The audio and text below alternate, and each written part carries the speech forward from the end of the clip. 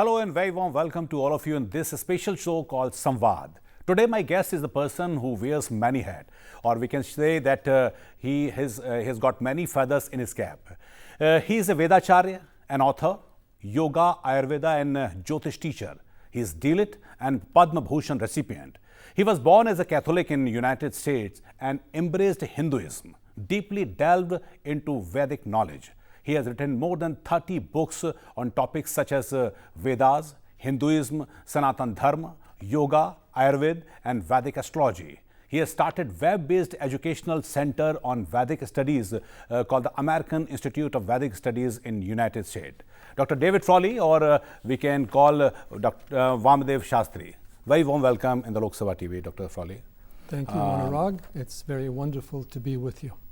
Thank you. Many people in India still thinks that you have done more than enough for the Hinduism than the Hindus in India. How do you take this, as a compliment or something else? Yes, I take it as a compliment, but I also take it for the Hindus as a call to action for all Hindus to do more. Because very much more can be done. There are so many wonderful teachings that need to be expanded, shared, adjusted to the modern times, and perpetuated for the future. And if you can go back to the past and then can talk about that, what motivated you? What was the point that you thought of embracing the Hinduism? What was the time and what are the things that you normally took this decision? Well, you see, it was a long process of my own life growth and intellectual and spiritual search. Growing up in America, particularly in the late 60s into the 70s, we did have exposure to the teachings from India through various gurus. Paramahansa Yogananda had started a center there even before. Maharishi Mahesh Yogi, Prabhupada, so many gurus had come to India. So I was able to contact those teachings at a young age when I was still in the formative aspect of my thoughts. And then in my late teens and about the early college era, I studied various philosophies of the world, including the Western philosophies from Marxism to existentialism, and then the Eastern philosophies, and I always had a kind of, we might say, more mystical bent of mind. So I looked into teachings of Buddhism, Hinduism, Taoism, Sufism, many traditions. But I found that the Vedantic teachings most resonated with my worldview and inner intuition, particularly the teachings relative to karma and rebirth, moksha and self-realization, cosmic consciousness, recognition of many lives, and the influence of India's great gurus to come into contact and to see the teachings of figures like Raman Maharshi, Sri Aurobindo, and starting with Vivekananda. And this whole tradition was a very powerful experience because we really didn't have these type of figures in the Western world and also in kind of as the European cultural leaders. So I delved into the philosophy also, which a lot of the other people studying yoga and things that my generation did not do. And first the Vedanta, and then in my study of the Vedanta, I came into contact with Sri Aurobindo's works relative to the Vedas. That's right. And that inspired me to look into Rig Veda itself.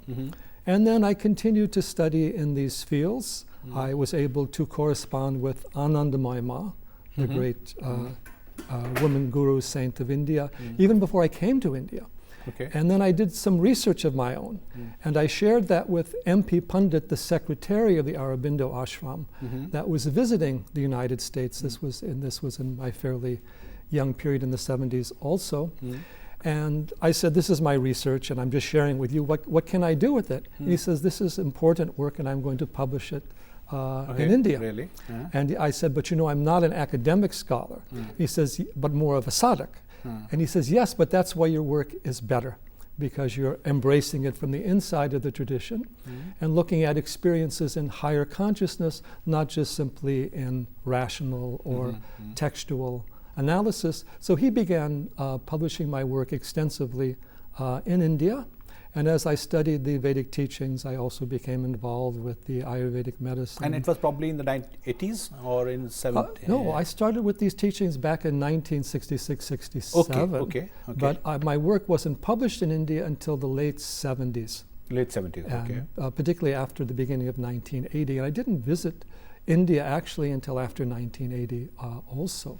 So I'd done a lot of this research before. Okay. Then coming to India, I was able to visit with many gurus and teachers in these different fields, including at the Ramana Ashram, at the Aurobindo Ashram, figures like Sadhguru Shivananda Murti in Andhra Pradesh, Swami Dayananda of the Arsha Vidya, Swami Veda Bharati, many teachers in different fields, Dr. B.V. Raman of the Jyotish, Dr. Balavashta, great Ayurveda Acharya. So I was able to connect with the teachings at a personal level and in all aspects of life. And then I began to see how the Hindu Dharma had been distorted historically through the Vedic text. And then, because I could see, for example, when I studied the Rig Veda, I could find more than 150 references to the ocean, and yet we were told that the Vedic people came from the northwest where there was no ocean. And I could gradually understand the philosophical, cultural prejudices that the Hindu Dharma had to suffer.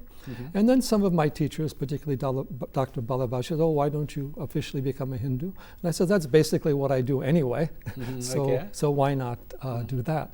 So there was never a formal effort or a something that from the outside.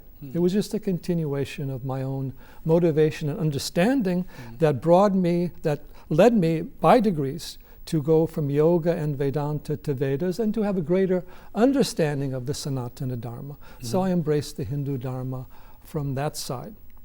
And you started your center in which year in America? Well, I started what I call the Vedic Research Center as early as 1980. 1980. Yeah, because that was mostly I was doing research work in the Vedic text and other teachings at that time. Later on in the 80s, I expanded more into the Ayurveda because that was a very practical way of sharing the teachings with everyone.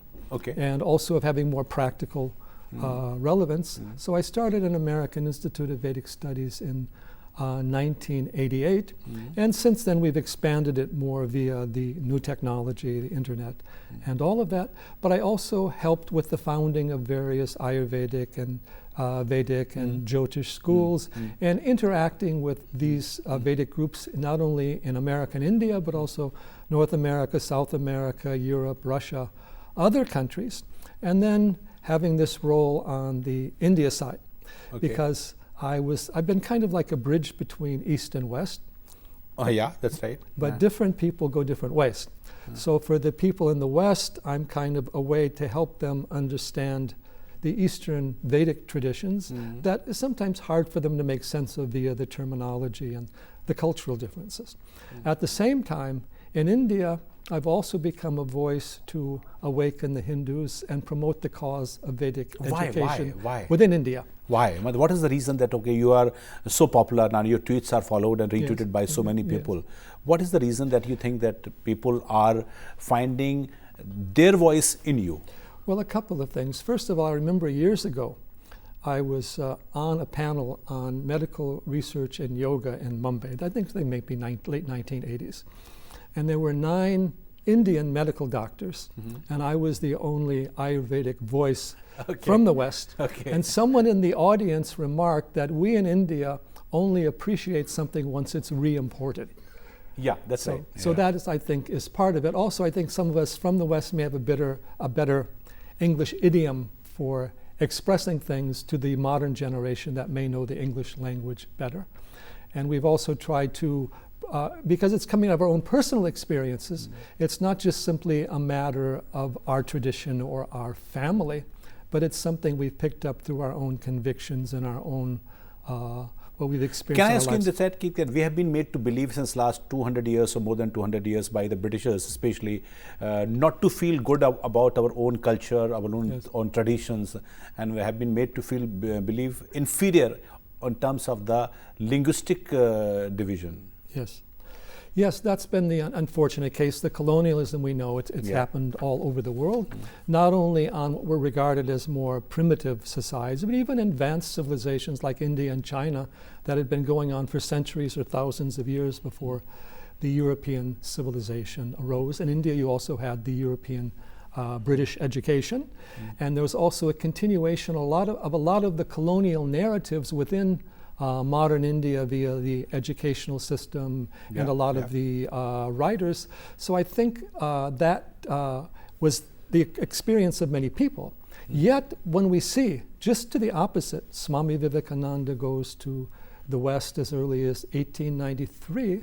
He uses Vedantic ideas, and he's embraced by the most educated people in the Western world. That's right. So if we take these Vedic and Hindu teachings and put them in a modern idiom relative to science, relative to the understanding of consciousness, we find them embraced by the higher levels of society, and even the Hindus in America are now among the most affluent and educated of the groups.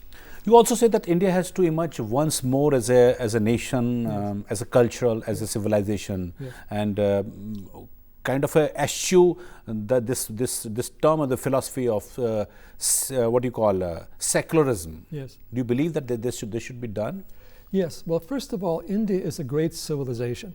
It's not a nation state like France or Germany or the United States. It has been one of the most powerful and influential civilizations in the history of the world, and it's been the most ancient and continuous through time, and has even survived to the present day. So it's very important that that civilization, its great teachings, its art, its spirituality, its literature, and its science awakens and flourishes. And that was one of the inspirations of the Indian independence movement itself, whether through Tilak or Aurobindo or Gandhi, that there was a tendency to forget after independence and the attempt to westernize and modernize India, and thinking that required the expense of the older traditions, when now we see that a lot of these traditions of learning and knowledge within India are very helpful to modern knowledge, and particularly for the information technology era. Okay. This time for the short break, and we'll come back. We'll talk about also that some of the Indians who also think that being an American Hindu or being an American citizen, you normally criticize the Indian or give the comment to the Indian political system. What do you have to say when you say something about what's going on in the Indian political scenario? We'll discuss after the short break.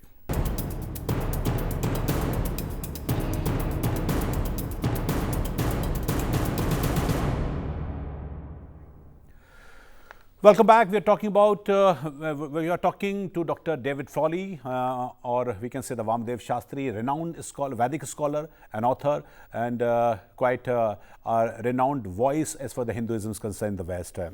Many people, some of the Indians say that, okay, you have started giving your voice as far as the Indian political scenario is concerned, what's going on in India. And they call it that you as an American Hindu commenting on the Indian politics, or it should not be done. Yes. What do you have to say about this? Well, I think there's a couple of things behind that. One, me being an American, and two, me being a Hindu or a Vedic scholar. But the fact is that the Hindu Dharma has always addressed the social issues. It has always looked at the state of the world, and everybody does it today. Indians are always commenting on American politics, as you know, and they're often commenting on other various religions of the world in various ways. So I think this comment against me has mainly been raised by people who may not want to hear what I have to say. Yeah, probably right. Yeah. And many of these same groups do quote American, Western authors and writers in various contexts, or even follow them in terms of their own social, political, intellectual, or even spiritual views. So I'm happy that I'm raising these questions, because the truth is that what is happening in India socially, politically, culturally is not very well known in the West at all. Okay. And it's not very well understood in India. And the predominant voices that are determining or relating this narrative in India are still very westernized voices. And because I understand the Western mentality coming out of it, and understand what its values are and where it is leading people, then I feel it's sometimes necessary to make a statement and to raise certain issues. Because again, India is a great dharmic civilization, as we say. So we cannot simply reduce it to the values and ideas of Western civilization. It's not that the Western civilization ideals are necessarily wrong, but they are a different language, and they don't necessarily work in the Indian context, whether it's right or left, or socialism, communism, or whether it's religion in the Western sense of the term. There are different values and different traditions here that have to be understood. And if we look at them in their original light, they have tremendous relevance to all human beings. Do you think that because probably at this point of time, the Indian political discourse has been highly polarized as for the right, as being the right or the left?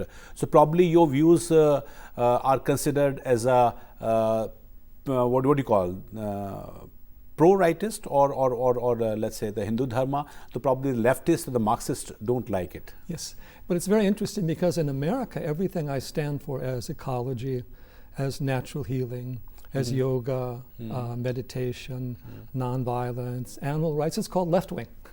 Okay. It's only in the Indian context that we would be called right-wing. But again, in India, it's a question of dharma. It's not a question of right or left. For example, the pro-Hindu forces that are called right-wing would never be embraced by the right-wing in America or the right-wing in Europe, which have very different values. So these are distorted political discourses.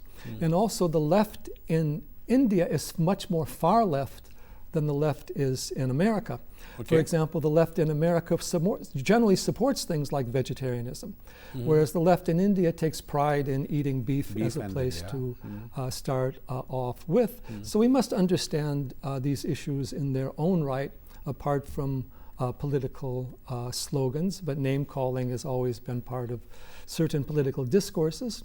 And these issues in Indian politics have been going on for a long time, and some of them go back almost to the independence era. Actually, independence era had a bit different discourse. A lot of the voices of the independence era are making the same statements that other people would call right-wing today. Okay, do you think that there is a perceptible change in the people's attitude after 2014 when the Narendra Modi government came into the center in Delhi? There started a debate on intolerance or what you call award wapsi. What do you think? What is your understanding about all these things? Well, you see, once the political discourse in India changed in 2014, then the criticism started to come from another side. And so issues were raised that were kind of reflecting a certain political distortion or an attempt to create a certain political view. For example, Hindu reconversion was said to be bad, but nobody questions conversion itself as a problem. And we know conversion goes on in India. We also know it has financial backing behind it.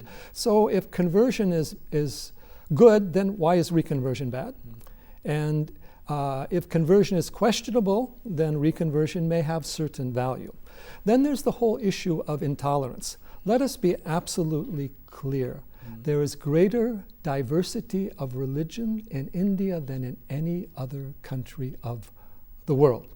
Pakistan, the Islamic world doesn't have it anywhere. China doesn't have it anywhere.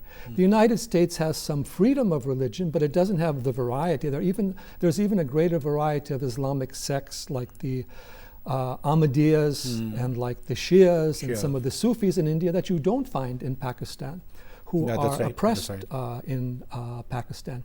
India is the largest and the most open country for Christian missionaries. The Islamic world does not allow them in. China does not allow them in.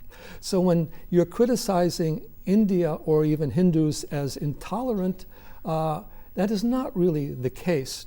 And it also is often creating a certain distortion, because India was under siege during the colonial and the Islamic periods, forced conversion, prevention of temples from being built or temples actually being destroyed.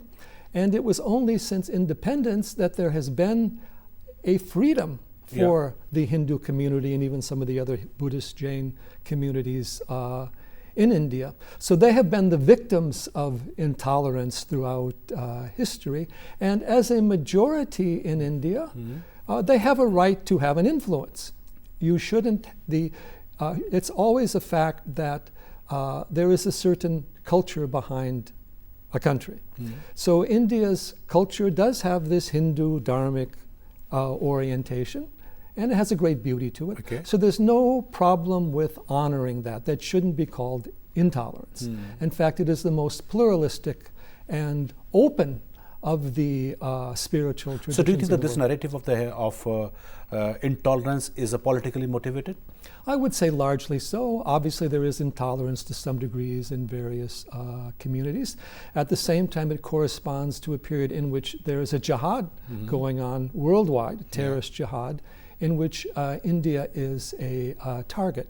It's also going on in a period when communism has been rejected all over the world. All over the world. But it's still surviving in places like Kerala, and it's a Stalinist form. You know, I was just in Kerala, and I drove down the road and saw a gathering of the CPI of Kerala with a poster of Marx, Engels, Lenin, and Stalin for the gathering. You will not find that anywhere in the world. Anywhere in the world. So we have found that a lot of the groups that are saying intolerance in India are the ones who have lost power. And I think to a great extent they may also be criticizing loss of power and loss of privilege. But certainly there's always some degree of intolerance in different people. And we should try to reduce that as much as possible, but not target the more tolerant communities for intolerance. And so do you believe that the Hindus are, by and large, are most tolerant society in the world?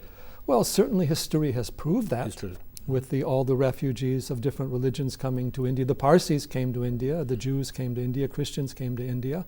Various Islamic sects have also come to India, as well as India having Jain, Buddhist traditions, and Sikhs, and all the rest of it. So I think history bears that out, and the diversity of institutions and gurus and temples and activities we have here. Okay, what do you have to say about that? In recent time, there is also discourse about that Indian political modern history has been very skewed, or what you say has been twisted. So, do you believe that the Indian political modern history should be rewritten, or should given a thought of rewriting? Well, first of all, the history of India altogether should be rewritten from the most ancient period. Okay. And basically, the sad thing we see is that what is in the history books in India today is still the old colonial narrative, with a little bit of Marxist changes.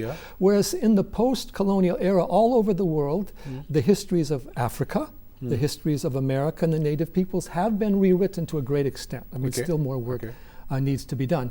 Since the fall of the Soviet Union, Russia has rewritten all of its textbooks. China, though it has continued, communism now is opening up Confucian schools throughout the country. And they have a big Buddhist city, and they're embracing their traditions. So what happened in India, after independence, a different mentality took over the country. One that was more Marxist, more leftist. And these people wrote the post-independence history books, which was a very different view of history than the independence leaders. So naturally that should be challenged. Sometimes I like to say in a humorous way, it's not about saffronization of history, it's about taking the red out. And moving, taking the red out and moving into the post-colonial, post-Marxist era, where dharmic traditions can be honored. You know, the same communists were against the Dalai Lama. They were also against Buddhism. They still are to a great extent. The dharmic traditions and their history should also be told. Maybe it's not perfect, maybe it has its own dark sides, but it also has a lot of brightness to it and a lot of benefit. So that dharmic history of India should be taught, honored, and accepted. But also things that happened in India. Thousands of temples were destroyed. You know, Shashi Tharoor wrote a book on how the British oppressed India. But what the British did really wasn't fundamentally different than what the Mughals or even the Delhi Sultanate did. The Delhi Sultanate was probably the worst in destroying temples. They destroyed the Nalanda University, which was huge. So it's necessary to accept that fact of history, not to criticize people of different faiths today. But taking the red out of but to face the facts. But taking the red out of the history books would be considered as a part of the intolerance exercise by this Modi government, or probably something. Certainly, the change in the history books is called intolerance. But all over the world, history books are continually rewritten and updated. For example, in America, when we were children, we were taught the Native Americans were horrible savages who killed the innocent white settlers. Now it's recognized that the Native Americans were generally peaceful people who were massacred, oppressed, and had their culture destroyed by the aggressive white settlers, sometimes in the name of religion, sometimes in the name of progress and civilization. So we cannot accept these old colonial narratives. And the Marxist ones too. We say Marxist narratives are being thrown out everywhere. Why should they stay in India? Okay. My last question would be about the present Prime Minister, Mr. Narendra Modi. Yes. How do you rate him as a Prime Minister, as a politician in his last 3.5 years? And because many people still believe that you praise him and you rate him quite highly in your tweets and your... Yes. Well, let's look at certain facts. Up to Modi, people in the West didn't even know who the Prime Minister of India was. And if they did, they would at most think of maybe Indira Gandhi or Nehru. Anybody in between, they don't recognize. No. India was not present on the world stage. No one really had heard Manmohan Singh speak or know what he represented and all of that. So Modi did put India on the stage of the world. And he did give the world the understanding that India is for economic development, scientific development, and also spiritual development, sharing its yoga traditions. Why did it take all the way to Narendra Modi for any government of India to really share things like yoga tradition with the world? In the India context, certainly he countered an era of tremendous corruption when he came in. And he's bringing about many positive changes within a very difficult society to change, as we know, with the history of the bureaucracy, with educational infrastructure issues. I think he has made a very great effort, and he seems to represent the interest of the country and an understanding of the cultural and spiritual traditions of the country, and to be a very sincere person. He's not just representing a dynasty, or he's not just representing some political ideology that may come from another part of the world.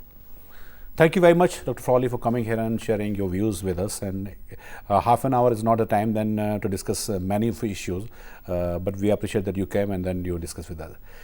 That's Dr. Frawley, and quite clear in his opinion. And when he talked that, from the Indian history books, that the red should be taken out of the textbooks, and Indian political history or Indian modern history should be rewritten, and India's Vedic culture should be told to the public at large, and that can be the course of the action of this present government. That's all we have in this special show. Thank you very much for watching us.